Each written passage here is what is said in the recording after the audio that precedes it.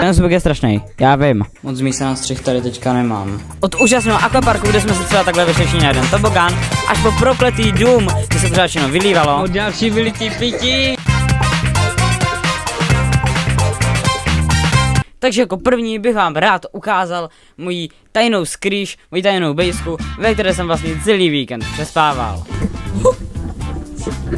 Prostě. Jakože ono už je evidentně docela pozdě. Takže já už jdu spát. Tady zavřu, jestli to půjde. Jdu spát. Tohle ta nevyskurvená postava. To je odporný zvuk. Jak se vám spalo? Ano, dobrý. Jdu zjistit, kdo všechno je teďka. Dobré ráno. Jde se do večera. Máme tady mogu, je to levnější než fizzy drinka. Je to marakuja, to si dá. Může mi zavřet, tak přidnou sama, dostanu se dovnitř. Jste kokoti. Pádně první 3 dny výpravy. Ničeho nejsou jako moc zajímavé, protože tady toho nic moc neděláme.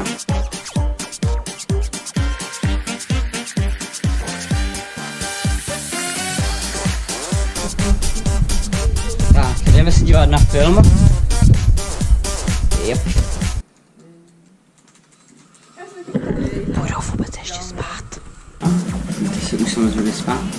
Já jsem říkal, že ty dny tady nejsou úplně záživné. Dobré ráno. Pomodlíme se. Ano. U všech legendárních Stardropů, u všech supercelů, ať padne Bravler. Bravler. Ne, to je skin. Yes, na bibinu. Kameru do večerky si brát nebudu, protože já vím, že to byl. Jdu do večerky, střih, usínám, střih, jdu do večerky. Takže si tam brát nebudu. Sami točí video. Tak, jdeme friendly game se sami, jdeme všichni týmovat. Je to no, jako čum. Kurva. Koukej, jsem teď. Kurva. No, poslední dva nebojou proti sebe. Bojujte! Skybiťáci, Dream klasický, by to vyhrál. Takže jo, lidičky, díky moc za sledování, díky moc, že jste se užil si tenhle stream extrémně moc. Máme zde legendární star. Prosím, ať je to Kenji. Tak jdeme zase spát, já jsem říkal, že ty víkendy tady nejsou moc záživné, no. Já tady zasínám, OK? Zbudil nás zvonek a někdo přijel, takže já to zjistím a půjdu se zbalit, no. To je tam. Teraz mám. V momentální chvíli jedeme do Zlína, yes. Máme naskladané celý výtah věcma. Tak už vyrážíme.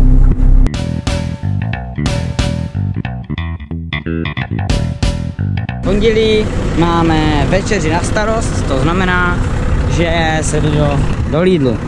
Jde se do Lidlu a musíme nakoupit, uděláme česnekovou polívku. A jdeme do Lidlu. Takový chleba by mohl být dobrý, ano. Ale já bych chtěla ten víc. Mína? Co to? 80. 1400. To je dobrý. Chleba. To už si vyklopili ty tatky a drželi jsme.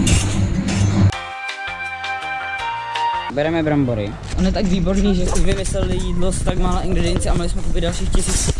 Takže tady máme spousta jídla. Jestli mu pošlete 1000 korun, tak se s vámi setkám. To není pravda. My jak šuali padáme.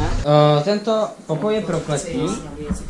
Miky tady vylil targu. Petr tady vylil Coca-Colu, nebo co to bylo. A Petr tady vylil omáčku. Já jsem viděl smrt. Nedělej to, Beno! Content. Tady ho nechte uprostřed. A Petr, že dá to popí. A že můžete jak takhle jako skončit v nemocnici. Za každý odběr budu mít o 1 zlomenou končetinu míň. Ha? Nic ne. Jako by to bych si chytil dokonce a držel se ho, jako aby se to s sebou nepřeklopilo. Když jsme na chvilku ven, kouknu se po okolí, jak to tady vypadá. Koukněte na ten výhled. Fousenka! To je roztomilá. OK, už jsme se vysoko a tady je to úplně pěkný. Beno, ale já už se neudržím, tak pozor, stop! Co jste si koupili? Bla bla bla bla bla bla bla. Co jste si koupili? Jo, výborně. Takže v tuto chvíli už tady máme brambory, yes. Šumte, jaký chálec jsme udělali. uděláme taste boží pochutiny k šlupavě. Miluju to. Mám další vylitý pití. To už je 4. za dnešek. Dneska máme úterý. Jede se, já nevím kam se jede. Okay, už jsme někam se dostali. V tuhle chvíli jsme dorazili do Zlína a proto jsme se rozešli někde po městě a šli jsme do nějakých obchodáků koupit si nějaké dobroty. Co ti je, Petře? Přesně taška pro Petra. Takže jsme našli nějaké blbosti v tomto obchodě a bubble jsme řádně ochutnali a ohodnotili. A potom jsme šli na prohlídku a taky do takového výtahu kanceláře, ve které by the way natočili i kluci z Prahy. Tady jako je tady docela díra jako velká. Jo, a byl tam krásný výhled na Zlín. Jo, a Vojta si koupil pizzu. Tady je Minecraft knížka, spoiler, končí na straně 69. Tady na tomto pódiu měl koncert Pokáč, já jsem se tady s ním i vyfotil. To jsem má ta škulka, co? A když jsme se vraceli, tak bylo v botníku strašně namačkáno. Co ti je, Kájo? Tihle dva udělali Ginger Shot Challenge a vypli na X Ginger Shot. Jak se cítíme? Pálí to. Matějovi stojí. Co ti je, Mikuláši? A další den jsme vyrazili do Aqualandu Moravia, jízda zábavu, horevátem. Kurva, to je horší. Co obsahu na hejo. Jdeme na úramku. A to je všechno. Tady bychom mohli udělat intro. Dneska je to výprava se školou Erasmus. Dejte like, odběr a choďte do téhle školy, máte taky machovat. Ano. A přežila jsem to, takže je to safe. Je to safe. Je to safe. Co ti je, Tobiáši? Tam.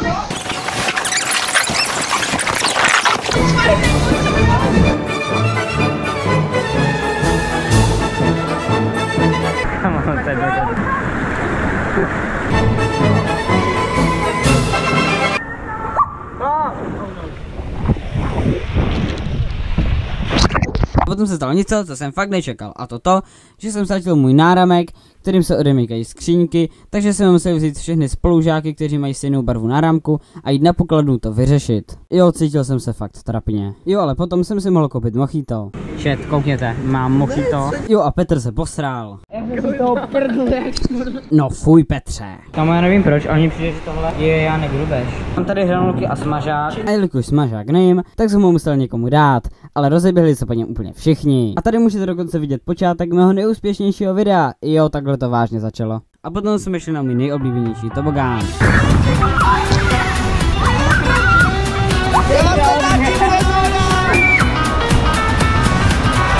Kde vyjedou? Kde vyjedou?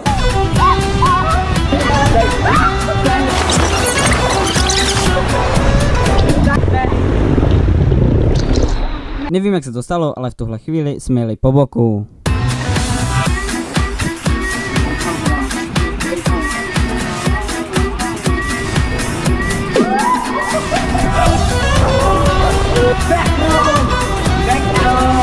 Nabídněte si kakao, takové to hnusné z automatu, ale mě chutná. Rozbitý nebo ne? Ale máš ho trošku jako poloupaný, měl s tou už nebo ne? Ježišmarja, nedělej to. Černá čára, nebo to vidím jenom z mého pohledu? Vidíš z svého pohledu. A je trochu jako rozbitý.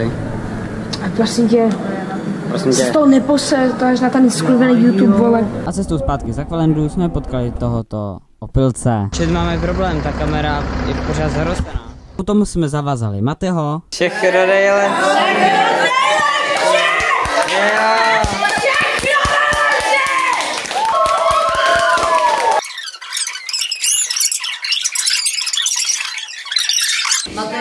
Hodně si zdraví, všechno, co se přál a pro programování, ať se neposadí z těch bugů a bude to všechno dobrý. Tak, teď se jdu pořádně najíst. Takže, už je pátek. A už jsem v buse, velkou se bude odjíždět, teďka se ještě trochu uklízí a už se pojede domů. Takže už jedeme autobusem domů. 3/4 cesty, to bylo tolik lidí, že jsem musel sedět na zemi s dalšími lidmi a padal jsem na ně, takže to bylo nepříjemné, ale teďka už jsem se našel